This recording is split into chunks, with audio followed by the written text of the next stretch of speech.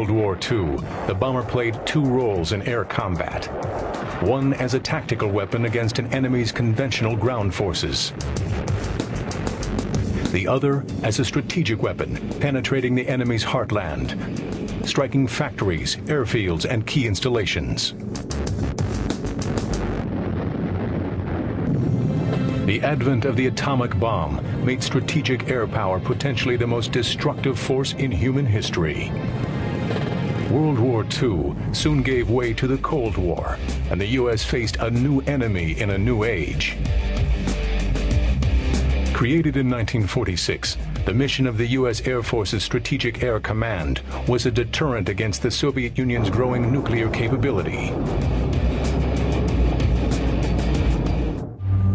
By 1960, two more weapons joined the atomic bombers as part of the United States Strategic Force: the Land-Based Intercontinental Ballistic Missile, or ICBM, and the Submarine-Launched Ballistic Missile.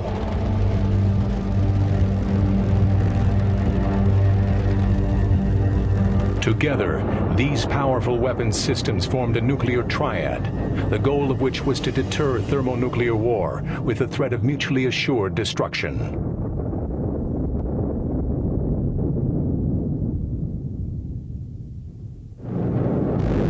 Today's strategic bombers evolved from the propeller-driven bombers of World War II, like the legendary B-52 Flying Fortress. After the war, more advanced propeller-driven bombers entered service, including the enormous B-36. For long-range missions, propeller-driven aircraft remained more efficient than the new jet bombers. Early jet bombers such as the B-47 simply couldn't reach targets in the Soviet Union from bases in the United States. Then, in 1952, came the Boeing B-52 Stratofortress, the first jet bomber with intercontinental range. From bases in the northern U.S., it could reach Soviet targets more than 3,000 miles away.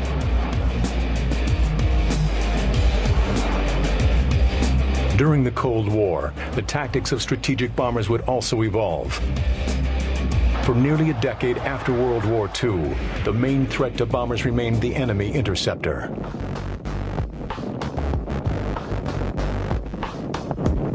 But in the mid-1950s, a new threat emerged: surface-to-air missiles.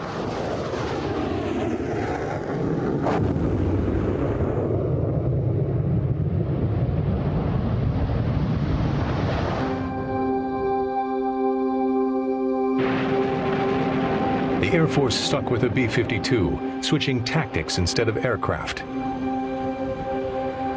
Vulnerable to the new missiles, the bomber would no longer attack from high altitude.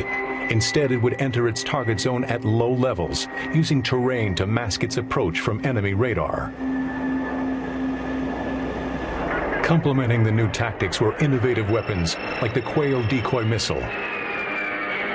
When launched by an incoming bomber, the Quail created a false image of a B-52 on enemy radar screens. Short-range missiles such as the SRAM were also used to knock out enemy radar and missile sites before the bombers reached their target.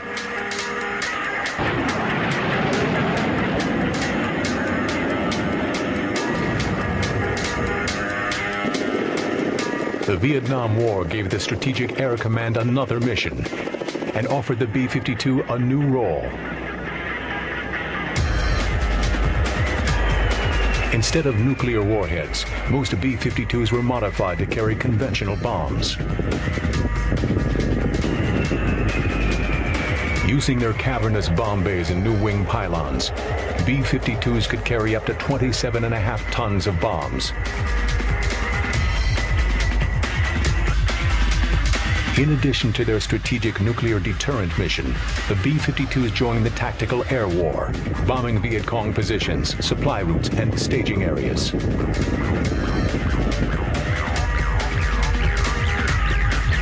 By the end of 1972, B-52s had dropped more than 5 million tons of bombs and were credited with driving the North Vietnamese back to the negotiating table.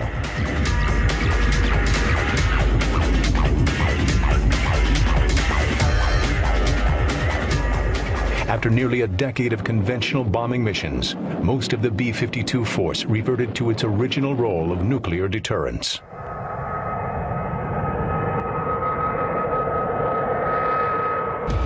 Towards the end of the Vietnam War, a new strategic bomber, the B-1, was being developed to replace the aging B-52. The B-1 Lancer could fly at supersonic speeds at low altitudes to better evade Soviet defenses. Great hope was placed on the B-1, but in 1977, concerns about its cost and effectiveness led the U.S. Air Force to shelve the program. Instead, they chose to extend the life of the B-52 by modifying it to carry long-range air-launched cruise missiles called LCMs.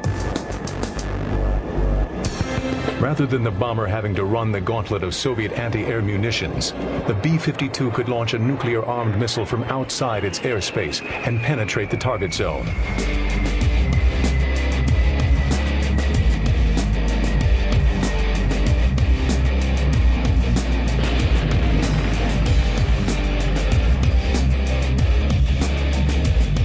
In the 1980s, the B-1 program was revived, and in 1986, the B-1B Lancer joined the Air Force inventory.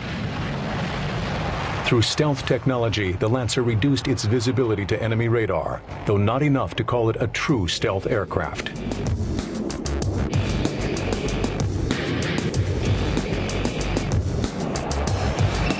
In 1989, the first true stealth bomber, the B-2 Spirit, took to the skies. The radar-evading B-1B and B-2 were designed for the penetrator role, flying all the way to the target to deliver their weapons. More visible and vulnerable, the B-52 took on a new role as a standoff bomber, firing its missiles from hundreds of miles away from its objective. While stealth can't be added to the B-52 itself, it can be added to its payload. The B-52 is now equipped with the ACM, the Stealthy Advanced Cruise Missile.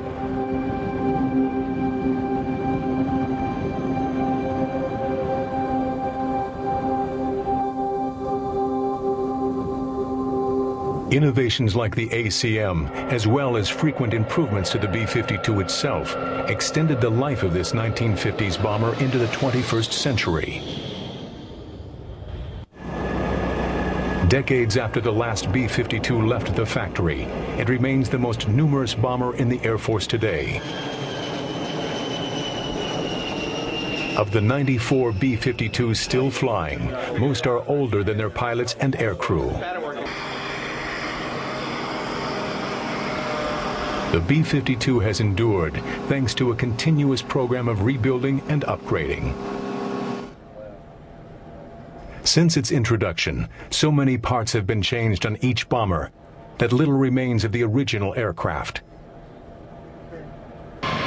Over the years, everything from the avionics to the airframe has been replaced. B-52's been modified so many times, I don't even know if there's an original piece on the aircraft except for maybe the skin and the engines. Every time it goes in the depot, you're coming out with a new airplane, so you could fly the plane probably forever, but obviously eventually become obsolete.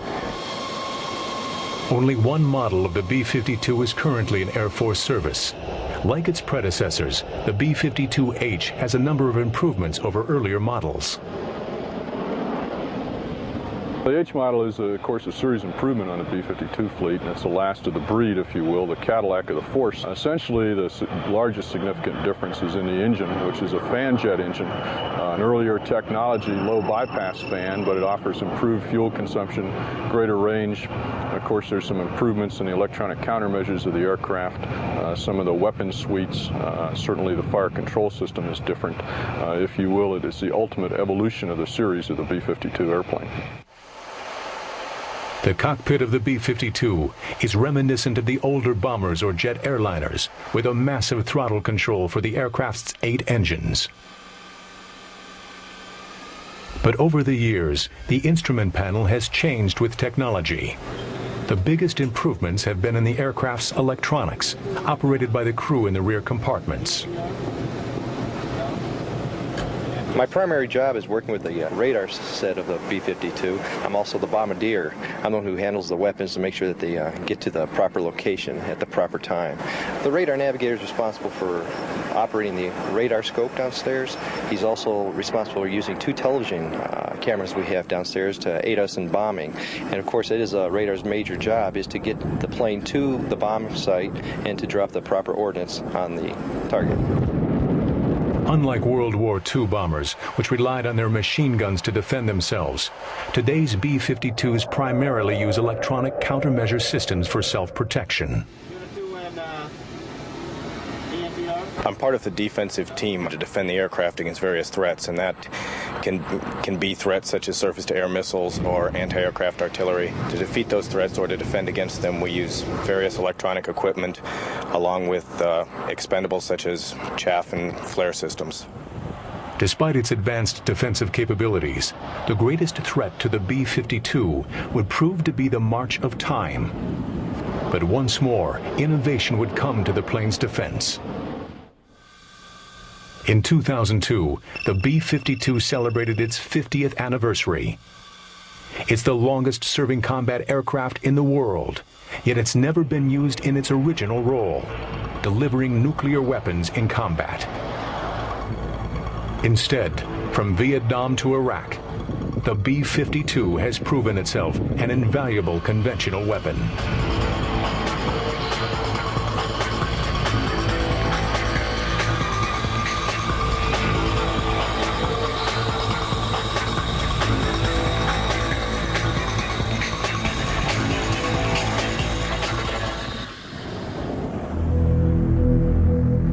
Shortly before the fall of the Soviet Union, the Strategic Air Command issued a report on nuclear war planning called the Phoenix Study.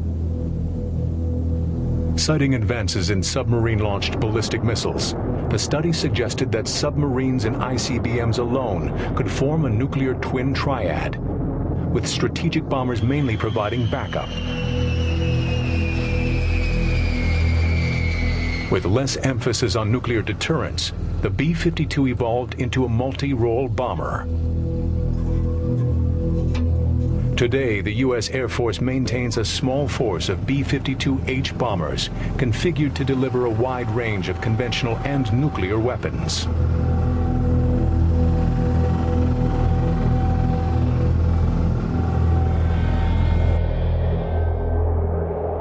The concept of the manned bomber is really because it gives us a lot of flexibility and capability to operate in all spectrums of conflict.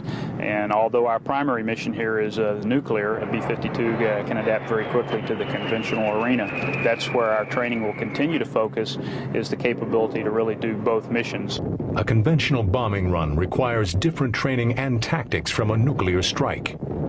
I think probably one of the more significant differences is the number and variety of weapons that the airplane can carry in a conventional scenario.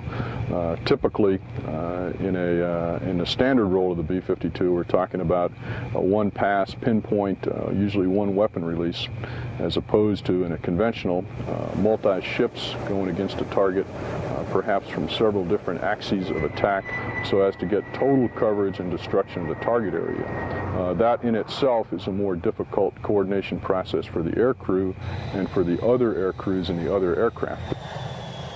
The B-52's value in conventional missions lies in two key traits: its heavy payload and its long range. The B-52 has a range of nearly 9,000 miles, but it can fly non-stop around the globe by means of aerial refueling. The innovation of aerial refueling led to the creation of a large fleet of tanker aircraft. The KC-135 Stratotanker entered service in 1957 and is strikingly similar to the renowned Boeing 707 jetliner. Like the B-52, the KC-135 has been in active duty for several decades, undergoing continual modification.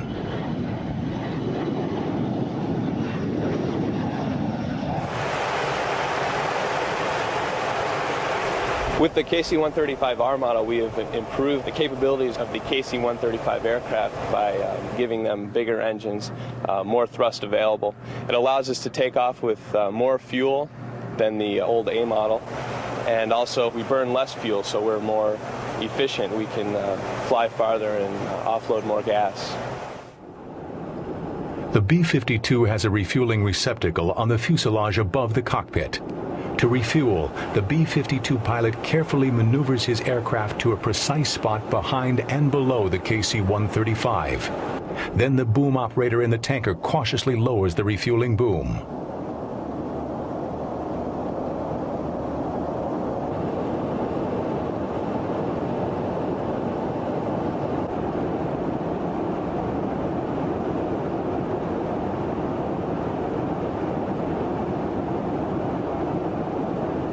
During refueling, nearly 1,000 gallons flow down the boom every minute, a ton of fuel every 20 seconds. The challenges I face is if we have any turbulence, weather conditions that prohibit a smooth contact. I always want to get a real smooth contact with the receiver so you don't basically scratch your name in his paint or hit him in any way, windshield. You got to fly the boom around, make sure it's controlled real smoothly. You don't want to overextend to get to a receiver. You want to keep him pretty close to you, but not too close. We have 4 pumps we can turn on to use to refuel the aircraft, and it would basically depends on the size of the aircraft. If it's a heavy, we can use all 4 pumps, a heavy being like a B-52 C5, whereas a fighter, sometimes we can only use 1 or 2 of the pumps to refuel them. It takes usually 5 to 10 minutes to give them their gas. By extending a B-52's range indefinitely, tankers have helped prolong the bomber's very existence.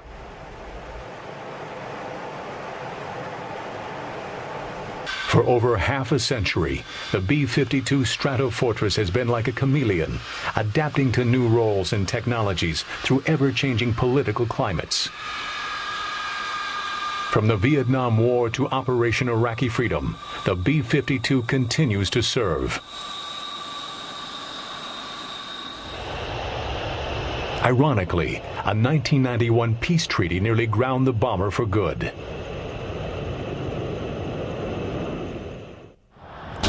During the Gulf War in 1991, the venerable B-52 undertook one of its most secret and arduous missions since its inception. The assignment: to destroy key Iraqi facilities using conventionally armed LCOMs and pave the way for additional strikes by short-range strike fighters. Flying round-trip from Barksdale, Louisiana to Iraq, B-52Gs traveled more than 14,000 miles non-stop for 35 hours, at the time the longest combat mission in history. Following these missile strikes came conventional bomb attacks by B-52 units based in Europe and off the coast of Sri Lanka. Though the Air Force used precision-guided bombs for many targets, it relied on the massive payload of the B-52s to take out heavy targets, such as the sprawling chemical plant at El Cayam. As a defensive tactic, the B-52s typically flew in groups of 3 called a cell. Early in the war, missions were flown at night and at low altitude.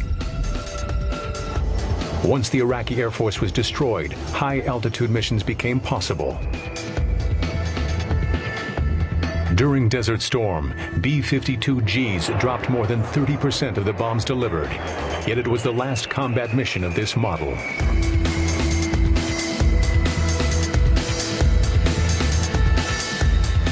Historically, our primary mission has been nuclear deterrence, and that's where a lot of our training has been to have the capability to perform that mission if necessary.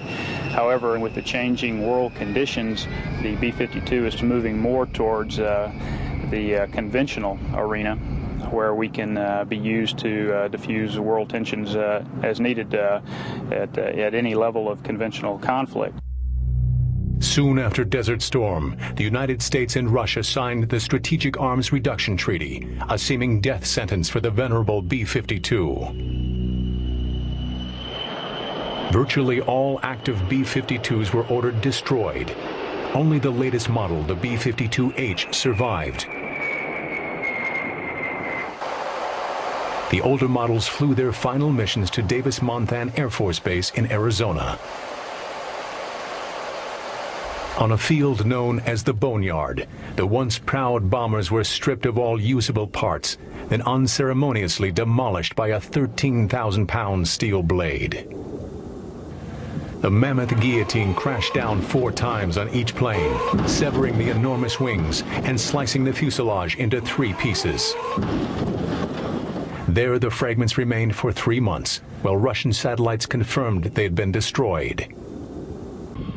In 1992, following the collapse of the Soviet Union, the Strategic Air Command was absorbed into the Air Force's Air Combat Command.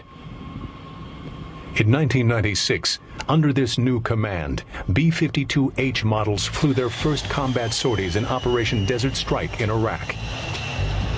There, 2 B-52Hs completed a 34-hour, 16,000-mile round trip from Guam to Iraq, breaking the record set by B-52Gs only 5 years earlier.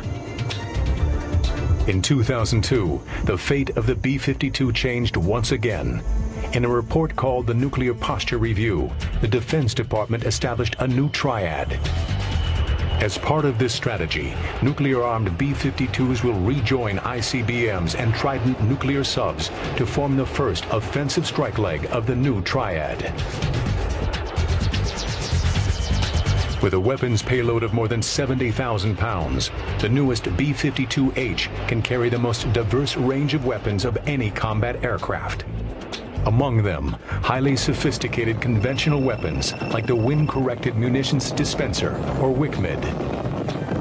First deployed by a B-52 in Afghanistan in 2002, the WCMD is a tail kit guidance system attached to a cluster bomb to adjust its direction according to wind changes. Another advanced conventional weapon it uses is the Joint Standoff Weapon, or JSOW. Entering service in 2003, it was deployed by B-52s during Operation Iraqi Freedom.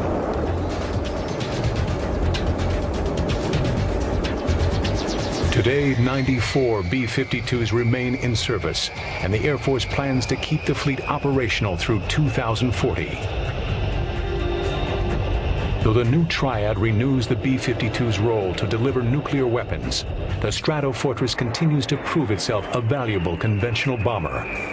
Most recently during Operation Iraqi Freedom, where more than 100 missions were flown.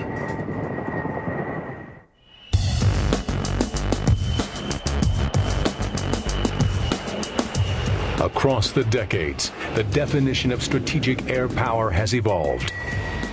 Yet one factor has remained critical to U.S. air combat throughout the years: the B-52 Stratofortress. From the Cold War to the war on terrorism and beyond, this venerable bomber continues to fly.